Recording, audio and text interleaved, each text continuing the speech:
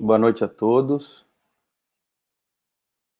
Nós vamos começar mais um webinar da SAESP, um webinar de bloqueios regionais para cirurgia do joelho, hoje, dia 27 de junho de 2022, e a gente vai discutir por essa próxima hora, com uma apresentação do Dr. Guilherme, de Camilo Orfali, e bem-vindo, Guilherme, obrigado por aceitar a participação nesse webinar da SAESP, e contribuir para a renovação do conhecimento e algumas evoluções no nosso dia a dia da anestesia em ortopedia, né?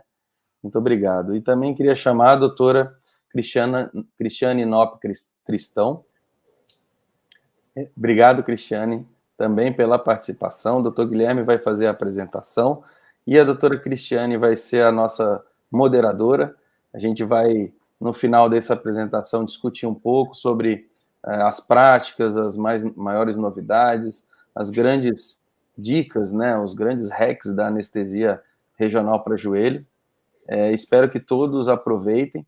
Qualquer pergunta, submeta aí embaixo nos comentários do YouTube, onde todo mundo está, é possível comentar e fazer as perguntas, e no final a gente repassa essas perguntas ou tenta dirimir os questionamentos. Muito obrigado pela presença, Guilherme, Cristiane. Vamos dar início à nossa apresentação. Obrigada. Boa noite a todos. Muito obrigado a todos os presentes. Obrigado, Dr. Felipe. Obrigado, SAESP, pelo convite. Obrigado, Cris, também, por estar aqui com a gente. Para quem não sabe, a Cris é minha além de uma grande amiga, é a minha mãe na anestesia regional. Então, com certeza, só estou aqui hoje falando desse tema muito por conta dela. E a nossa apresentação hoje será voltada para bloqueios regionais para cirurgias de joelho. Vocês estão conseguindo ver minha tela? Sim. Está passando os slides certinho? Sim. Está sim, Beleza. Guilherme, só para te interromper um pouquinho e avisar o pessoal, né? O Guilherme e a Cristiane são preceptores do Fellow de Anestesia Regional da Unifesp, né? Já está nesse primeiro slide, mas agradecer a Unifesp também. Perfeito. Muito obrigado, Felipe. Então, nossa discussão hoje é sobre bloqueios regionais para cirurgias de joelho e vocês vão ver que eu vou focar muito mais o nosso debate na grande cirurgia do joelho, que é a prótese total de joelho ou artroplastia total de joelho.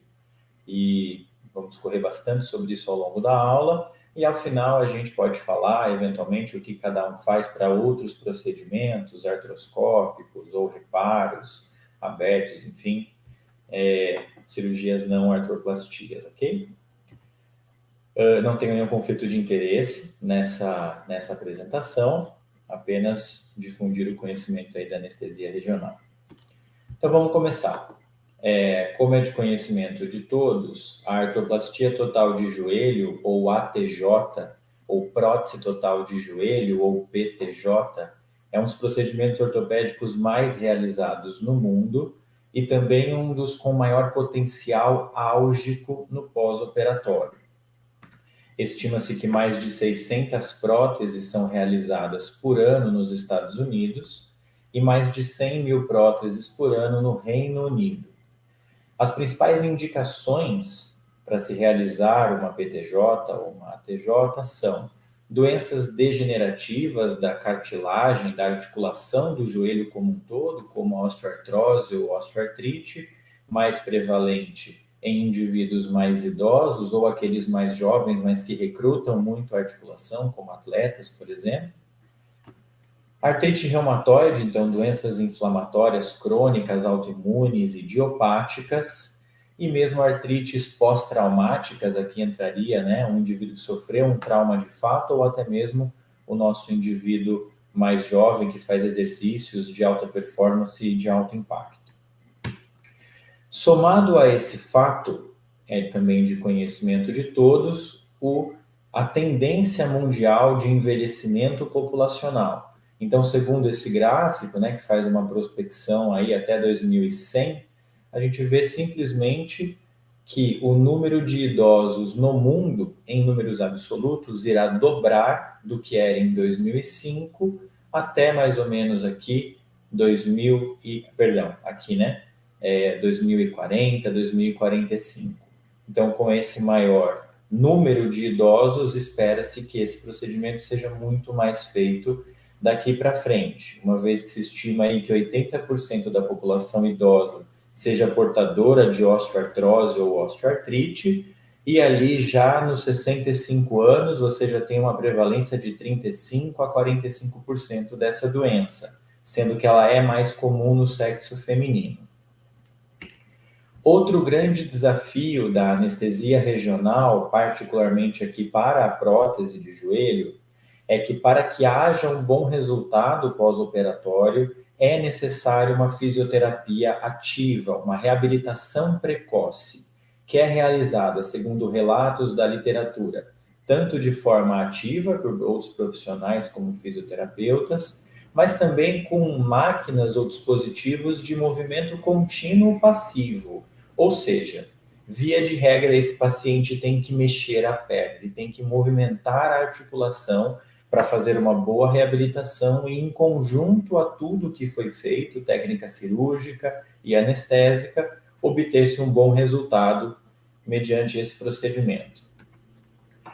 E fica muito claro já de estudos antigos, você vê, esse estudo é datado de 98, que você ter uma linha de cuidado nesse paciente que vem para o hospital, né, eletivamente, para uma prótese de joelho, é capaz de reduzir custos, tanto custos relacionados à estadia no hospital, como utilização e tempo de sala cirúrgica, como gastos gerais no hospital, certo?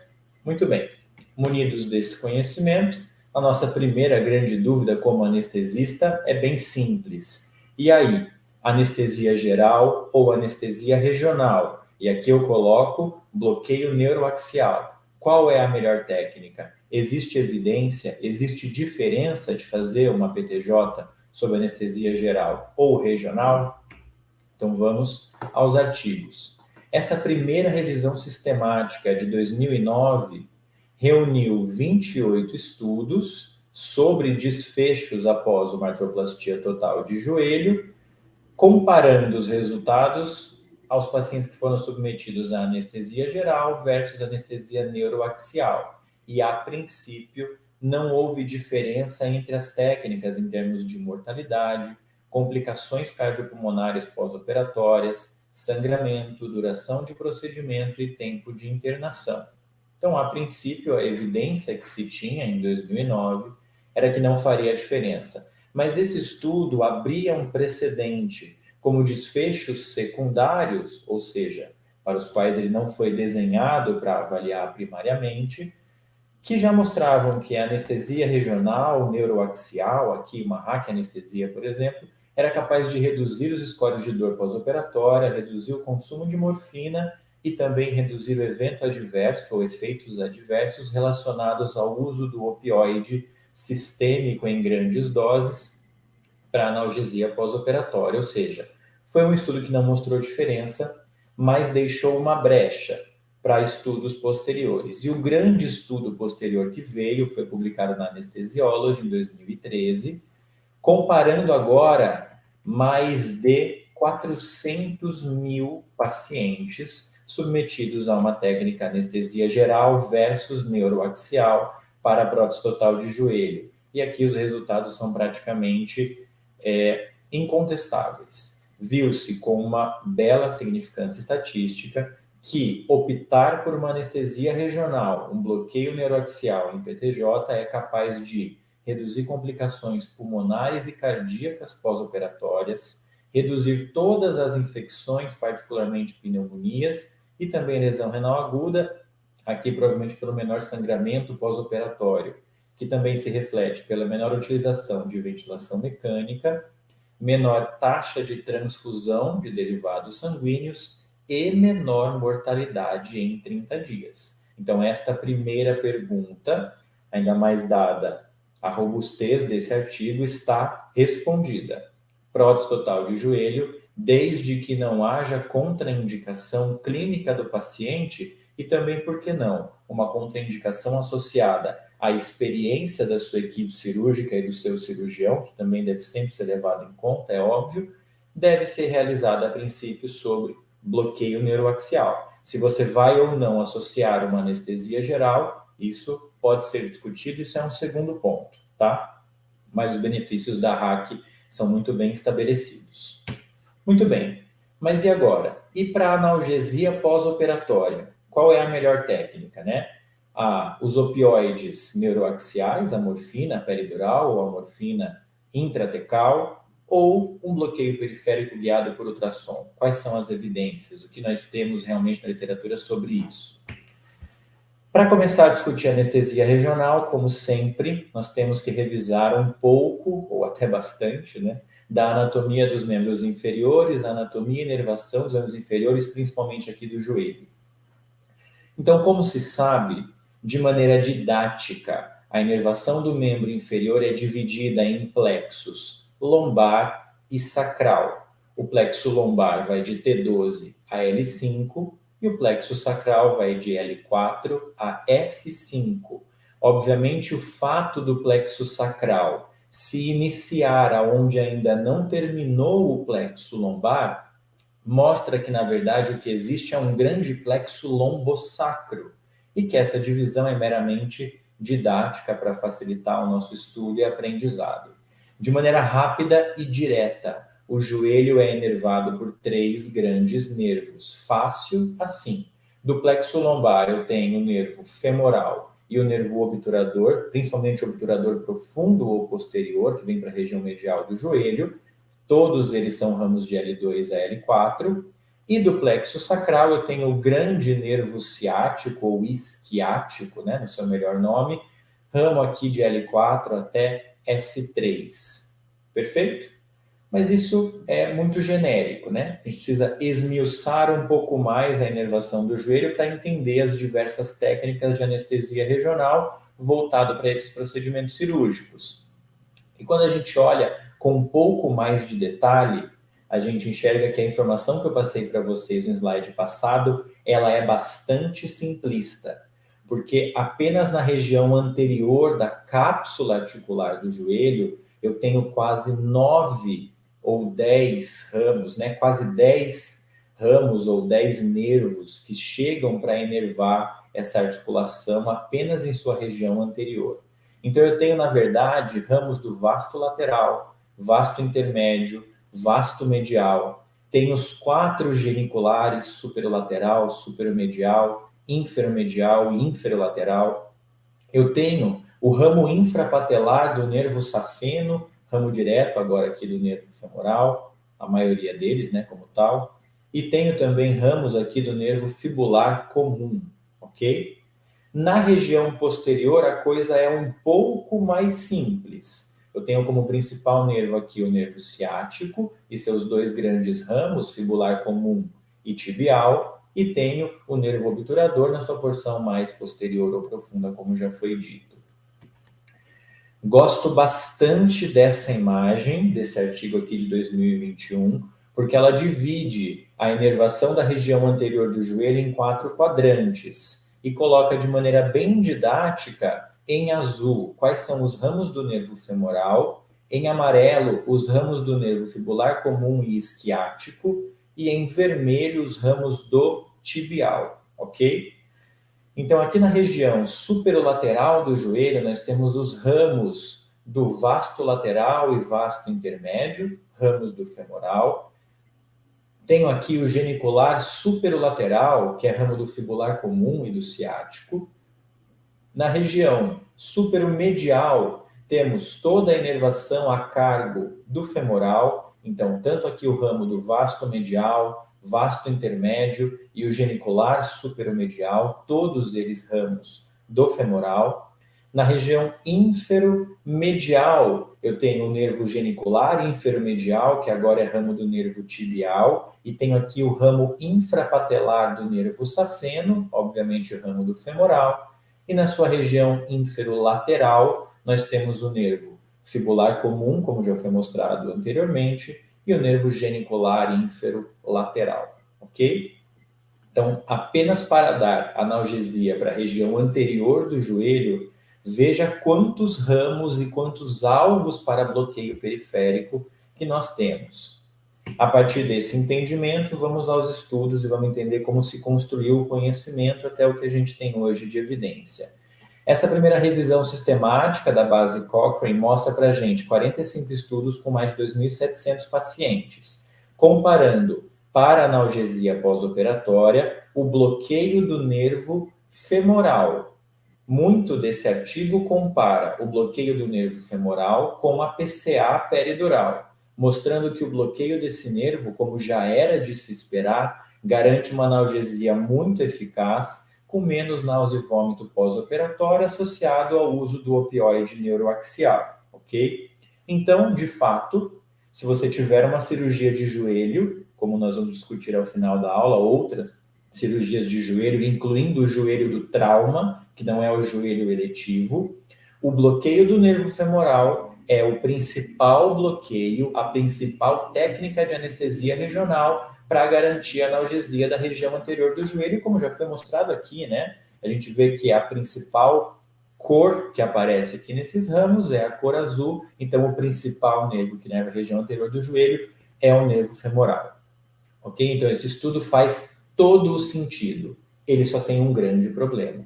Quando a gente fala de um procedimento eletivo que exige ou obriga reabilitação precoce, nós também sabemos, já muito bem estabelecido, num outro grande estudo com mais de 2.190 pacientes, que idade avançada, obesidade e bloqueio do nervo femoral, principalmente se realizado de maneira contínua, com catéter de nervo periférico, são fatores de risco independentes para queda no pós-operatório.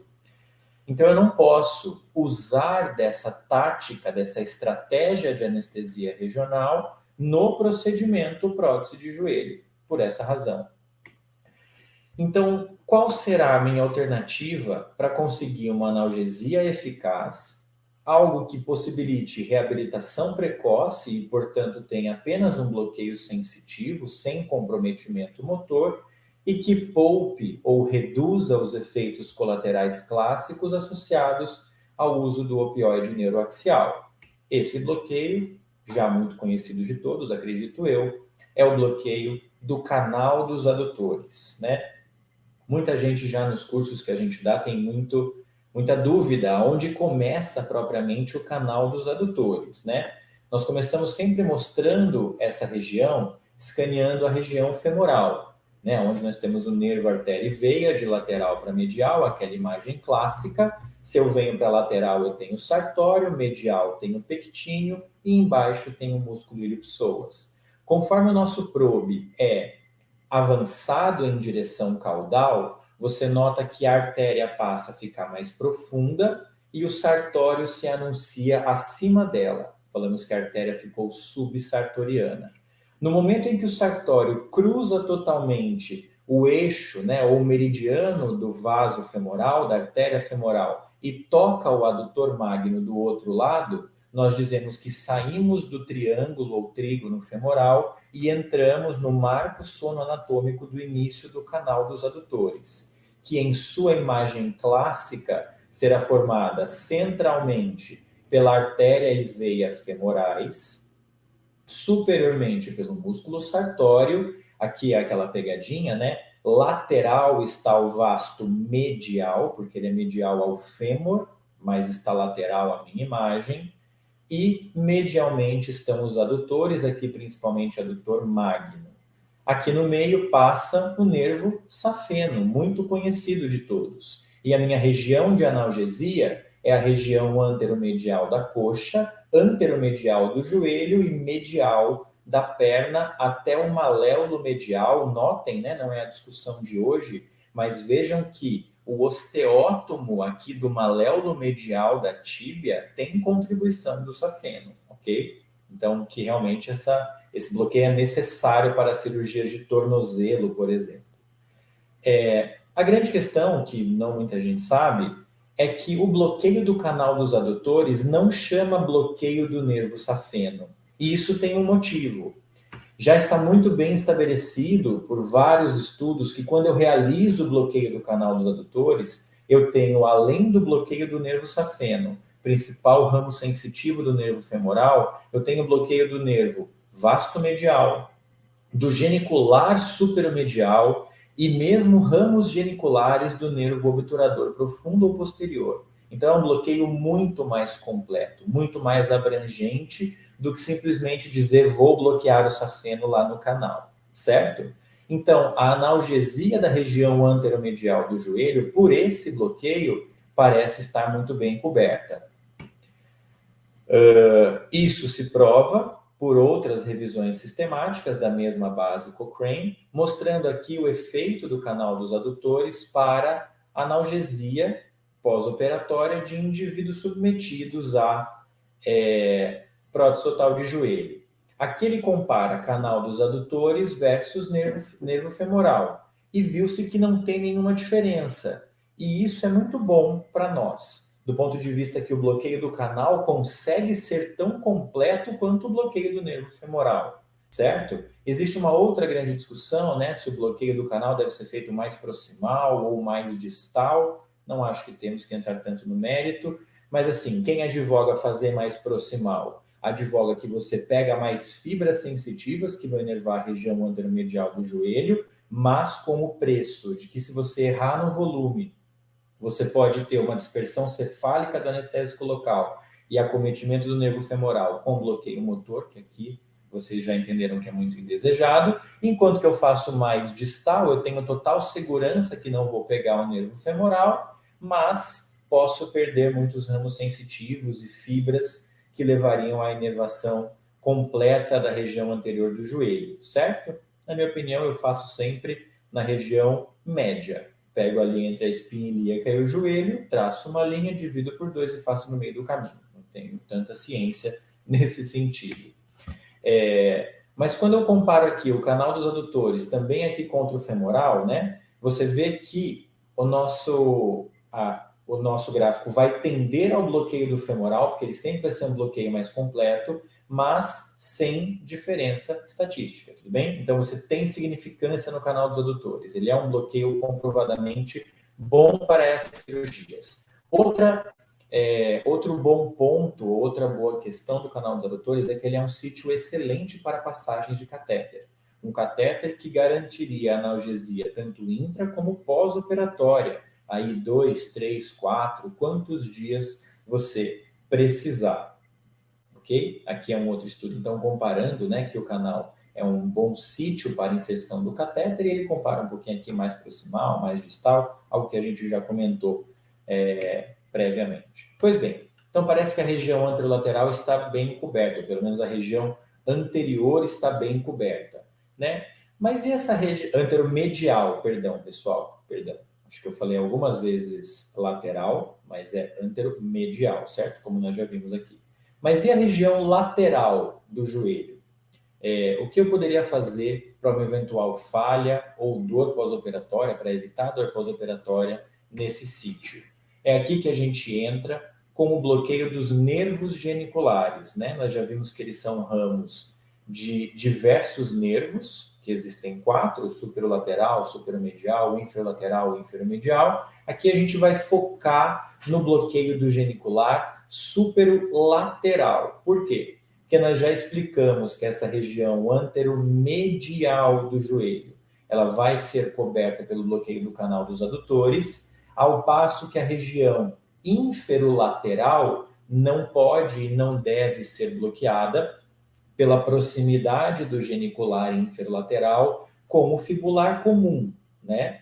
Esse paciente poderia ter até um pé caído pós-operatório, lembrando que uma das principais complicações da prótese total de joelho é a apraxia do fibular. Você não pode dar margem para que exista uma dúvida pós-operatória se isso foi o seu bloqueio ou se isso foi uma técnica cirúrgica adotada, tudo bem? Então aqui a gente vai se restringir ao bloqueio do genicular superlateral. A imagem é fácil de ser realizada, a gente começa o escaneamento dessa região mais lateral da coxa, aqui buscando o vasto lateral, e sempre depois direcionando o probe caudalmente. O genicular ele vai se apresentar aqui. no espessamento da fáscia do vasto lateral ao lado da artéria genicular, né? Outra coisa que também virou um dogma ultimamente, que é você pesquisar a artéria genicular para achar um nervo genicular superlateral. Isso não é, de fato, 100% necessário. Você estando na região correta, que é essa região mais distal e mais lateral aqui do fêmur, observando transição entre diáfise e metáfise, você pode injetar aqui 3, 5 ml, já é mais que suficiente para anestesia regional. Talvez haja até algum espraiamento intraarticular com esse volume, que aqui de fato cabe pouco volume, já dá uma analgesia suficiente para essa região, ok? Aqui então mostrando evidência científica de que o bloqueio guiado por ultrassom do nervo genicular tem sim comprovadamente uma redução de consumo de opioide pós-operatório em até 24 horas para pacientes submetidos à artroplastia total de joelho. Esse é um bloqueio muito mais realizado por médicos que trabalham com dor do que em anestesia regional, mas nessa situação em específico, parece, pelo que se mostra na literatura, que vale a pena a gente apostar no genicular superlateral. Muito bem, então fizemos analgesia para a região anteromedial, para a região superolateral, vimos que inferolateral não podemos mexer pela proximidade com o nervo fibular, mas e agora a região posterior? Posteriormente, nós vimos que a inervação do joelho vem a cargo do ciático e seus ramos tibial e fibular comum, e principalmente também, não principalmente, mas também, do obturador profundo ou posterior. Ok.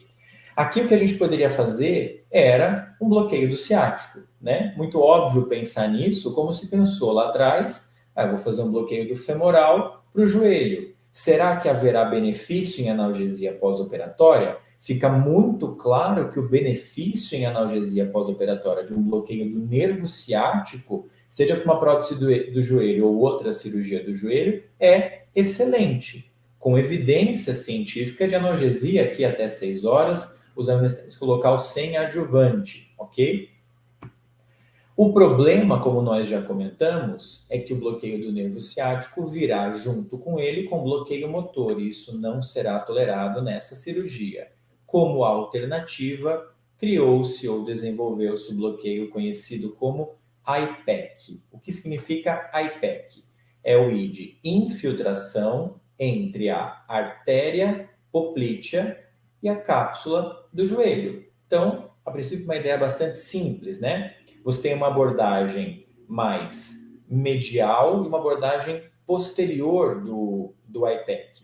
Independente das abordagens que você escolher, primeiro, a descrição clássica desse bloqueio foi realizada com o probe convexo, o probe curvo de baixa frequência e alta profundidade. Deve-se realizar uma injeção infiltrando-se o anestésico local entre os vasos poplíteos e o meu côndilo femoral. O objetivo desse bloqueio é contemplar ramos do tibial, do fibular, do ciático e do obturador que inervam a cápsula posterior do joelho, não pagando o preço ou se livrando do preço de um bloqueio motor. Então, a princípio, é uma estratégia de bloqueio, né, que seria puramente sensitivo. Aqui em cima que estaria o nervo ciático e seus dois principais ramos. A nossa injeção, ela é aqui embaixo. Na imagem do ultrassom, ela seria aqui. Lembrar que aqui você não vê nervo, né? Você faz uma injeção, vai até adiante do vaso poplíteo e volta injetando 10, 15 ml mais ou menos de anestésico local nessa região, até você ver uma boa dispersão. Novamente aqui comprovando, né, em revisões sistemáticas e meta-análises o benefício do IPEC, mas outra coisa aqui quando a gente fala de joelho também vem à tona, que é o que eles chamam de LIA, ou uma analgesia com infiltração de anestésico local, nesse caso periarticular. São aquelas soluções, né, que geralmente o ortopedista, alguns de joelho, alguns ainda de quadril, apesar da péssima evidência ou até da evidência contra, fazem para analgesia pós-operatória de artroplastias tanto de joelho como de quadril. Você vê aqui que a adição do IPEC ao canal dos adutores, onde não foi realizada a infiltração intraarticular, né, nesses mais de 1.000 pacientes de uma revisão de 40 estudos, é capaz de improvisar ou melhorar a analgesia, mas que quando eu coloco o bloqueio ou a infiltração periarticular, você não vê grande benefício desse bloqueio. Então, será que vale a pena fazer? Coloquei esse artigo não para a gente questionar a validade do IPEC, mas sim para trazer o conceito de que a infiltração intraarticular nesse procedimento está, sim, bem estabelecida e bem indicada. E agora, posteriormente, vocês vão ver que existe benefício aqui no estudo um pouquinho menor, né? 5 estudos, mais de 400 pacientes, em realizar canal dos adutores, certo? Tanto em comparação com o grupo que realizou a infiltração intraarticular, por quê? Por redução de consumo de opioide pós-operatório, apesar de muitos não mostrarem diferenças entre score de dor, ok? E também que, quando você associa os bloqueios guiados por ultrassom, você talvez não melhore a analgesia pós-operatória, mas reduz o consumo de opioide. Ou seja, quais são as mensagens que eu queria deixar aqui com esses artigos? A infiltração periarticular para joelho ela está bem estabelecida, ok? E ela tem respaldo científico e pode, talvez até deva ser indicada. Mas a sua realização não contraindica ou impossibilita a estratégia de anestesia regional. Existe evidência de redução de consumo de opioide pós-operatório, mesmo quando realizada a infiltração periarticular pelo cirurgião, que aqui tem bons resultados. Tudo bem? Não é para desanimar, é para ver que elas podem ser complementares. Para finalizar, e para a gente ir para a discussão, e também para polemizar, eu trouxe esse artigo. Qual o racional desse artigo? Né? Sempre que você senta numa mesa de congresso de anestesia regional, ou você faz cursos de anestesia regional guiado por ultrassom, existe, parece que, uma demonização do opioide neuroaxial, né? Uma técnica bem estabelecida que nós já fazemos, nós não, né? Seria hipocrisia dizer que eu faço, mas que já se faz há muitos anos. Então parece que é a coisa mais errada que você faz na face da Terra. Esse artigo é para trazer que talvez não seja bem assim. Então vamos devagar e vamos ler ele com calma. Primeiro, é uma revisão sistemática, uma meta-análise de ensaios clínicos randomizados que compararam ou investigaram a eficácia e a segurança da morfina intratecal para analgesia depois de artroplastia total de joelho, publicado na Anesthesia esse ano, super recente. 29 estudos, mais de 1.800 pacientes.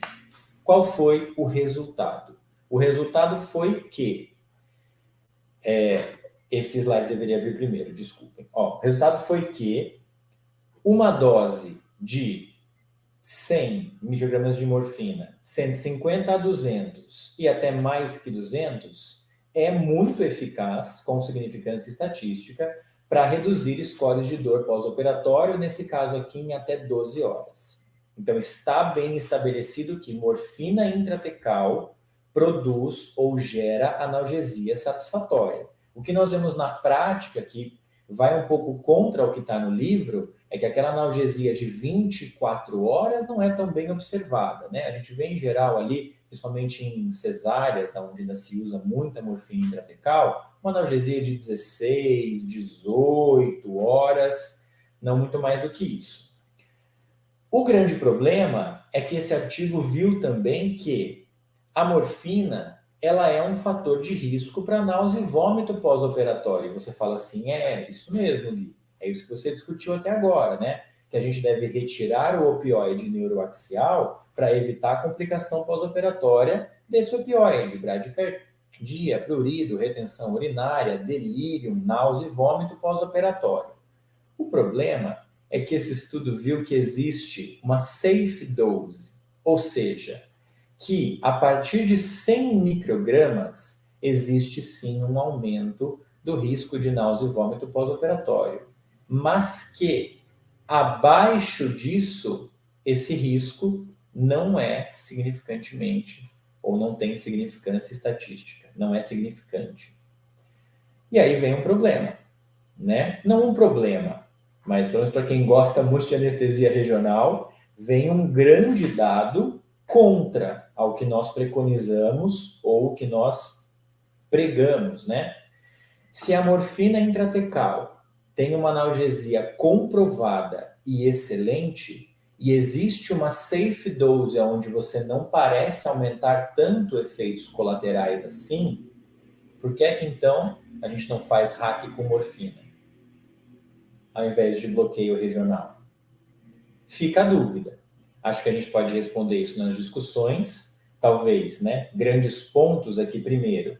Aqui o score de dor pós-operatório é até 12 horas. Quando a gente coloca um adjuvante no bloqueio regional, eu dou analgesia para 24, 30, 36 horas. Então, uma analgesia superior e mais prolongada. Segundo ponto, aqui eu vejo apenas náusea e vômito pós-operatório e os outros desfechos negativos do opioide neuroaxial. Não se avaliou, ou não se sabe, ou não se comentou por comodidade, né? Sempre que a gente avalia um estudo, a gente tem que colocar isso à tona.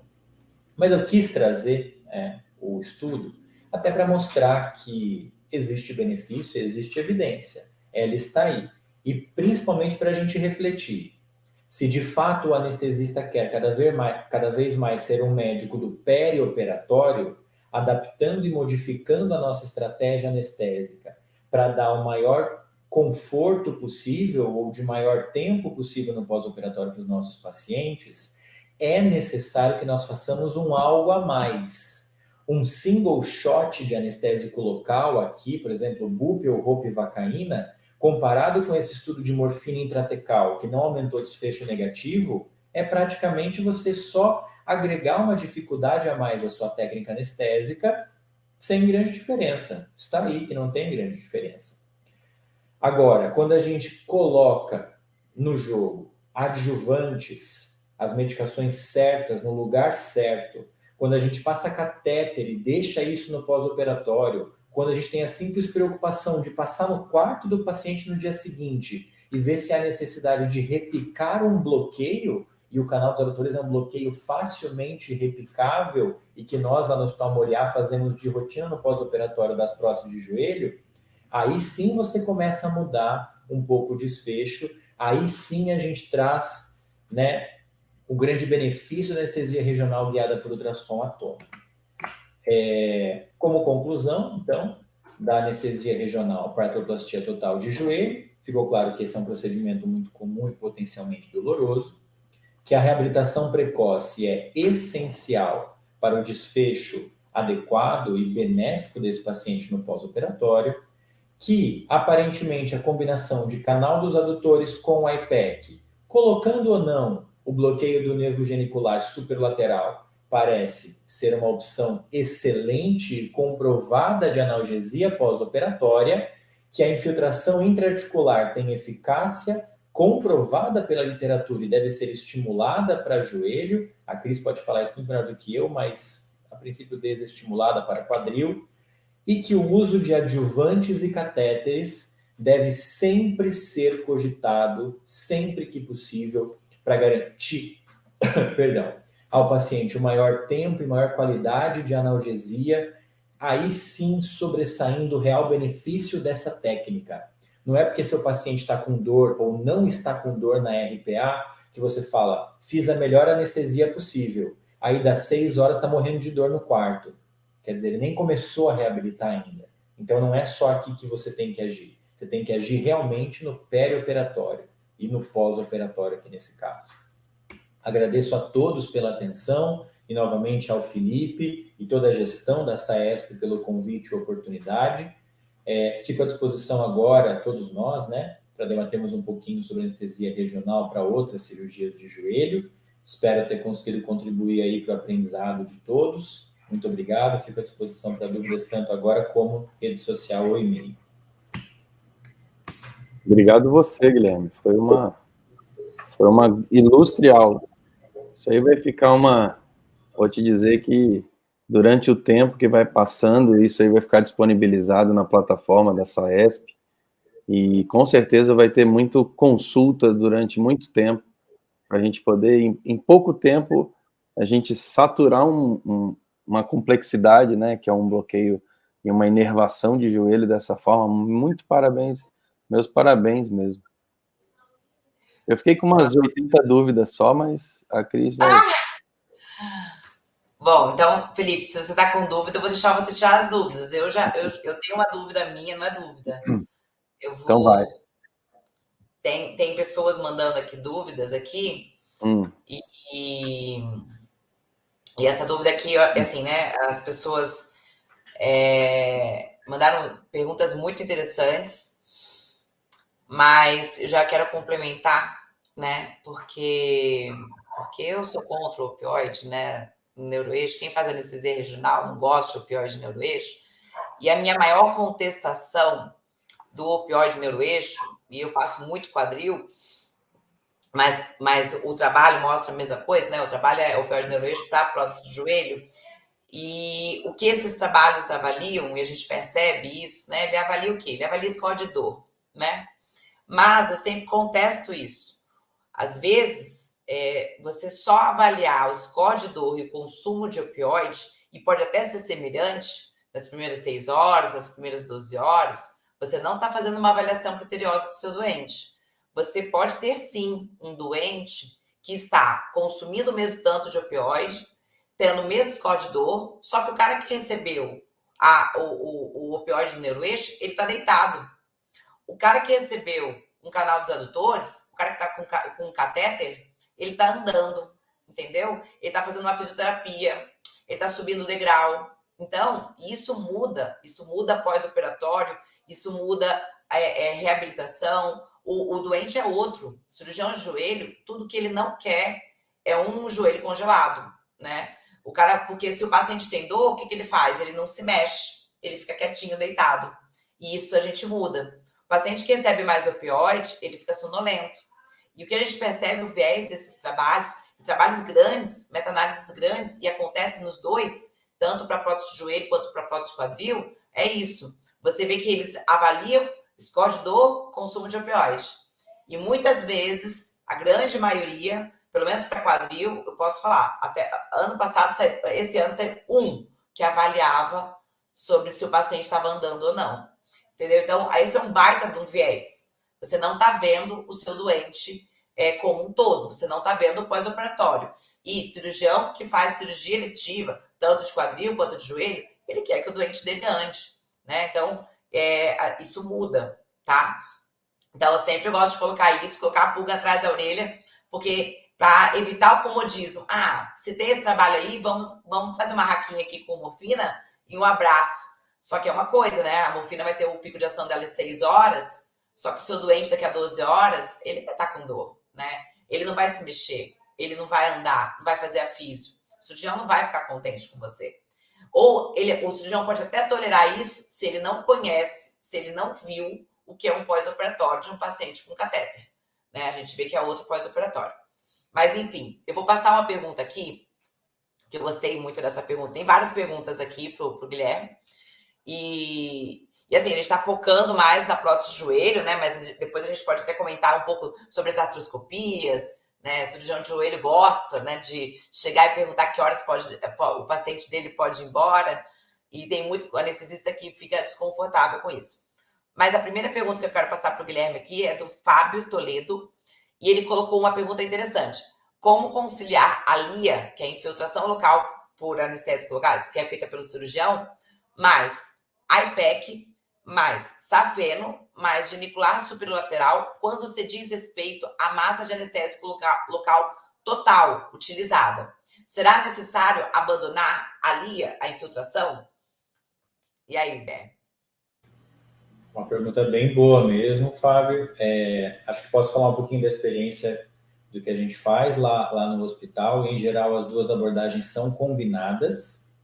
E vou dizer que até a gente usa um anestésico local bem concentrado lá, de maneira rotineira. Alguns fazem Ropia 0375 ou até Ropia meio no IPEC ou no canal, e aí você vê que faz aí 15 a 20 ml em um, 15 a 20 ml em outro. Então é como você pegar aquela sua ampolinha de Ropia 075, diluir ela pela metade em 2 seringas de 20 e vai tudo. Vai metade no canal, metade no IPEC. Você deixa um chorinho ali para o genicular superolateral, se você quiser. Você pode fazer 15 a 20 no canal, 15 a 20 no IPEC e um 5 ali no genicular. A grande questão é que eu acho que esses bloqueios são realizados em momentos diferentes, né? Então você não tem essa grande somatória e essa preocupação da massa de anestésico local, porque de fato é um paciente idoso e eu estou usando bastante anestésico local. Depois, só para você saber como que a gente faz, né? A gente depois pega um soro de 100 ml, joga lá mais uma roupa e mais outros adjuvantes que vão junto, né? Corticoide, alguns colocam clonidina, enfim. E aquilo depois é infiltrado, mas no momento posterior da cirurgia. O momento que já aquele pico sérico de anestésico local que a gente fez no canal e no IPEC já não é um problema. Então, elas não se contraindicam, ok? Elas podem ser realizadas de maneira conjunta, mas com certeza cuidado com o momento que elas serão realizadas. E isso também puxa uma outra discussão sensacional que a gente sempre tem nos cursos, né? Para a próstata de joelho fica muito claro isso, porque depois você tem o curativo. Não dá para você fazer no final o seu IPEC, né? O cara acabou de mexer ali, está com curativo, você não consegue mais fazer o bloqueio. Mas até para outras cirurgias e outras situações, o bloqueio deve vir antes. A anestesia geral, ela não é protetora. O paciente não tem dor propriamente dita, porque ele está inconsciente, e dor é uma experiência subjetiva desagradável. Para haver experiência é necessário que haja consciência, mas existe estímulo álgico, existe sensibilização de via nociceptiva. Então o bloqueio tem que ser antes. E a LIA pode ser lá para o meio/final. Então as coisas podem se somar com tranquilidade. Se Felipe ou Cris quiserem adicionar algo, fique à vontade. Felipe? Não, mais uma pergunta. Aonde que eles infiltram ali? Onde que é o anestésico infiltrado? O anestésico é periarticular, né? É ao redor da articulação do joelho, tanto anterior como posterior. Confesso que se eu for me adentrar muito mais ali em exatamente aonde, eu já não depois consigo. depois que é colocada a prótese, ele fecha essa cápsula, né? Exato.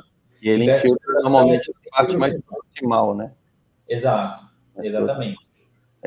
E acho que, só emendando e talvez com a sua resposta, que tipo de adjuvante é nessa solução aí, que eu acho que o pessoal está bem curioso também, né? Você fala na solução da LIA como a gente faz. Não, também. E no canal e no IPEC. Tá. Se usa o quê? Perfeito. Eu e a Cris fizemos uma revisão recente de adjuvantes, né? A gente até falou isso lá na mesa do Copa. Quando você vai ver todos os adjuvantes de uma maneira geral, assim, fica muito claro que Dexa eu vou usar aqui a palavra Precedex, sem nenhum conflito de interesse, né? Dexmedetomidina, são os dois principais, são os carros-chefes. E mesmo o dexametasona em diabético, quando você vai ver o incremento de glicemia sérica, porque você usou uma dexametasona aqui, né, tópica, periarticular ou perineural, ele é praticamente desprezível. E então você tem uma droga segura, conhecida, com pouco efeito colateral. Então dexametasona para mim é o grande adjuvante. É ele quem eu vou colocar em praticamente todos os meus bloqueios que não tiverem bloqueio motor e até algum bloqueio motor quando em algumas situações específicas, sem nenhum peso na consciência. Eu coloco 4 miligramas, que é 1 ml para cada 20 ml de solução de anestésico local preparado. Então eu coloco 4 ali na primeira seringa, que vai no canal e no genicular, e coloco mais 4 na outra seringa do IPEC, já que nenhum dos dois tem bloqueio motor, não tem nenhum problema. Para usar clonidina ou Precedex, aqui mais o Precedex que a gente falou, a dose é bem clara, é de 0,5 a 1 micrograma por quilo, e você pode misturar os dois sem nenhum problema. O problema, na verdade, que vem aqui é o perfil de paciente que vai para a prova, né? Que é um paciente mais idoso, mais debilitado, que você corre o risco do paciente desenvolver bradicardia e hipotensão. Então, realmente, Precedex, clonidina, não uso de rotina para adjuvâncias nesses casos. E existem muitos outros descritos, né? Você vai olhar, você vê que tem sulfato de magnésio, a própria adrenalina num anestésico local com vaso, bicarbonato, as pessoas são bem criativas, assim, elas já colocaram de tudo de adjuvante. Mas o que eu mais uso na prática é a Dexa e às vezes combinado ou não com o Precedex. Nas próteses, geralmente a Dexa.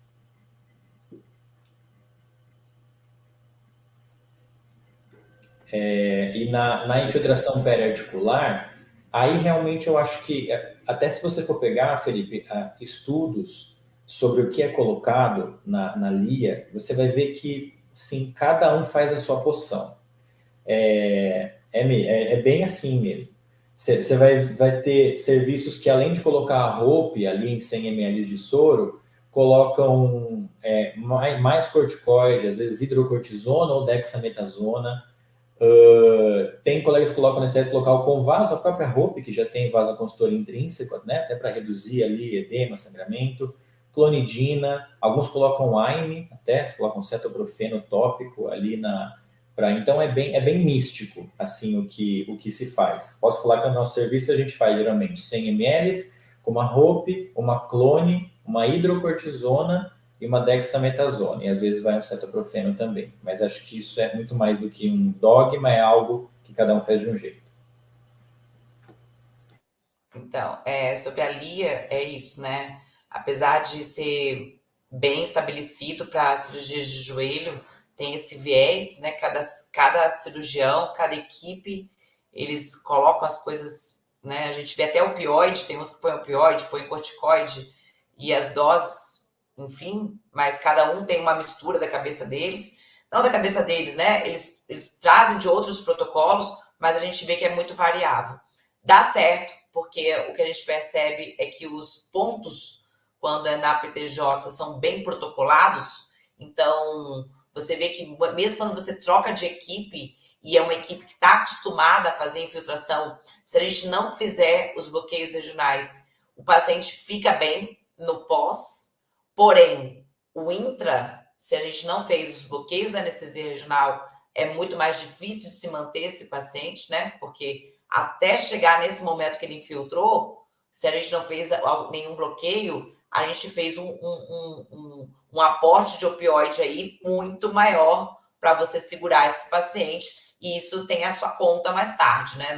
Não vou nem entrar aqui no mérito de náuseas e vômitos, sonolência, enfim, porque para você segurar esse cara até eles terminarem e infiltrarem, então, teve um colega que colocou aqui assim, só lia e já era.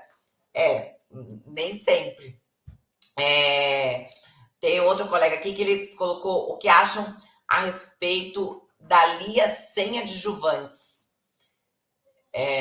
Vai, Guilherme. Eu teria pouco a dizer, porque não é assim que os estudos são feitos, né? Você vai ver que os estudos são muito heterogêneos em relação ao que é colocado lá dentro, mas que todo mundo coloca alguma coisa lá dentro, né? Muda em relação ao que se coloca. E eu também penso que se você tirar o adjuvante de uma infiltração de anestésico local ali periarticular, você não vai ter muito mais do que 6, 8, sendo muito otimista, 10, 12 horas de analgesia eficaz. Então, também não vejo muito motivo de tirar. E também o que a gente vê é que o efeito colateral dessas medicações sistêmicas, né? Porque olha o que eu acabei de falar. Eu disse que eu não coloco clone no canal e no IPEC porque eu tenho medo de bradicardia e hipotensão no idosinho que faz a prótese. Mas eu coloco o clone na solução que o cara vai infiltrar periarticular. A absorção sistêmica dessa medicação é muito menor. Então, o efeito local, de fato, é o que sobressai. Então, eu nunca vi artigos sobre LIA sem adjuvante, também penso que não tenha muito sentido ou muita plausibilidade ali para o que a gente quer. Tá me ouvindo? É que eu tinha esquecido Agora de tirar o microfone. Uhum. Teve uma pessoa, Fernando, falou sobre a experiência dele, que ele recebeu, tive uma ruptura total de tendão patelar e o bloqueio do canal dos adutores no fim da cirurgia me deixou quase 24 horas sem dor, valeu muito a pena. Um relato aqui pessoal, que vale a pena, né? Nada como você estar na situação. O quê? Nada como estar do outro lado, né? Sim, sim. Lembrando que se for uma cirurgia especificamente de patela, aí não é mais o bloqueio do canal dos adutores, você deve fazer um bloqueio mais alto do nervo femoral, né? Porque você não vai ter essa inervação completa aí. Mas aqui, no caso dele, ele foi bem sucedido. E, peraí, deixa eu pensar aqui. Cris, Oi. Guilherme, eu acho que, deixa eu perguntar uma coisa, que o nosso webinar é sobre cirurgias de joelho. Agora, Só para finalizar, que tipo de técnicas ou de combinações vocês usam mais para artroscopia com reconstrução de ligamento? Acho que é bom a gente deixar esse toque no final, né? Perfeito, perfeito. Até para contemplar o tema todo do webinar, né? Para a gente comentar aqui, os bloqueios, né? Para quem acha. Lógico que para uma prótese, nossa anestesia regional será sempre analgésica. A gente vai associar uma outra técnica anestésica. Mas quando a gente fala, saindo um pouco da pergunta aqui do Felipe, eu me lembro com muita clareza durante a residência, quando a gente fez um joelho de trauma com a Cris, eu lembro que estava com a Cris e também um fellow na sala, que a gente fez femoral, obturador e ciático via anterior, e o nosso paciente estava com o joelho aberto. Você conseguia ver o joelho dele assim ao vivo e a cores, e sem hack, sem nada, e a cirurgia acontecendo. Então, eles podem ser anestésicos, sim. Mas no caso de artroscopia com reconstrução de menisco, o que a gente faz geralmente é o que já está contemplado na discussão da prótese. Por isso que é interessante discutir a prótese e depois vir para os outros, né? Em geral, o que eu faço ainda mais no serviço particular, geral com máscara laríngea, e aí você associa um canal dos adutores e um genicular ali no máximo, ou só o canal sem o genicular. Geralmente já fica legal. Cris, quer falar alguma coisa? Lembrar que a artroscopia simples, aquela que o cirurgião fala assim, eu só vou olhar, não vou fazer nada. Então, e ele já chega para você 7 horas da manhã perguntando que horas ele pode mandar o paciente dele embora, que realmente ele tem razão, que geralmente é o paciente jovem, rígido, atleta, é melhor não fazer nada, né? Por quê? Porque é um estímulo doloroso muito baixo, e você fazendo uma analgesia multimodal, você maneja muito bem esse paciente e não tem nenhum risco desse paciente ter qualquer tipo de fraqueza. Lembrando que quando a gente faz o bloqueio do canal dos adutores, apesar de ser um bloqueio sensitivo, dependendo do volume de anestésico local e dependendo da altura que você fizer, se for uma perninha magra, né? Se você for lá e colocar 20 ml, uma perniquinha muito magra, e você colocar mais proximal, esse anestésico pode escorrer, subir, e aí dá um pouco de fraqueza de quadríceps, e é tudo que esse cirurgião não quer, e não há essa necessidade. Então, a gente tem que lembrar aí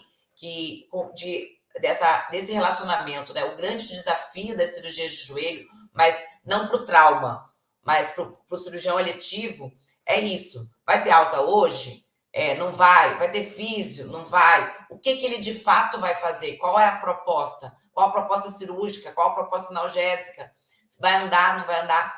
Então, assim, o maior desafio para o anestesista, além de fornecer analgesia, é entender o que está sendo proposto, para você não ficar numa situação aí delicada com o paciente e com o cirurgião, né? Então, assim, isso tem que ser sempre enfatizado.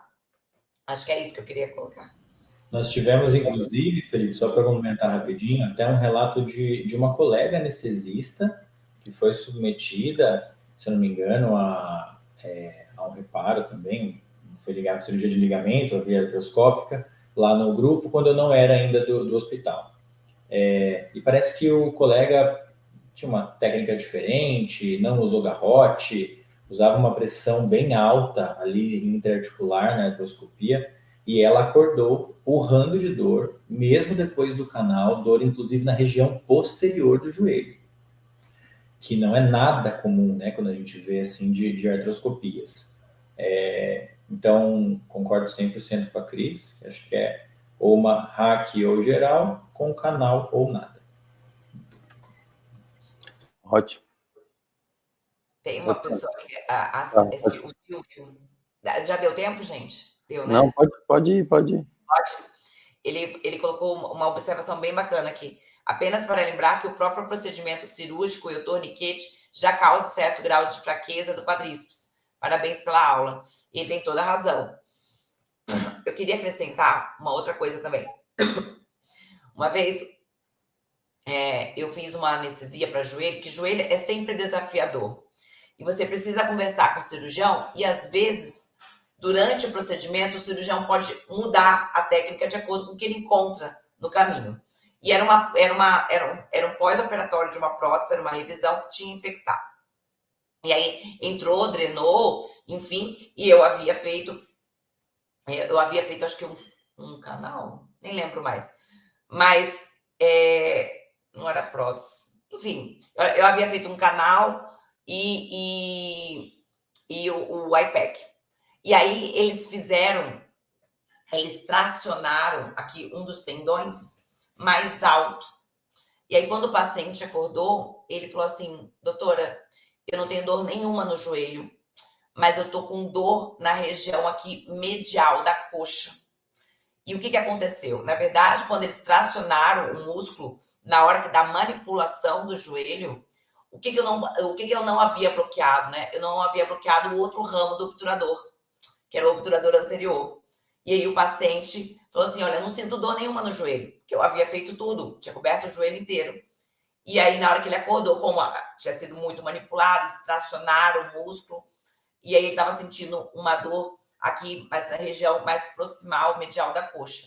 Então, novamente, o que faltou? Eu tinha conversado com o cirurgião? Tinha. Estava tudo combinado. Só que durante a cirurgia as coisas mudam, né? Às vezes o cara precisa de uma manipulação maior, e aí você tem que entender por que o paciente está com aquela dor. E, no caso, eles não usaram torniquete, né? Então, assim, aí eu ainda falei para ele, falei assim, olha, eu posso fazer um outro bloqueio aqui mais alto. Ele não quis, porque ele estava sentindo uma dor em cãibra nessa região aí medial da coxa.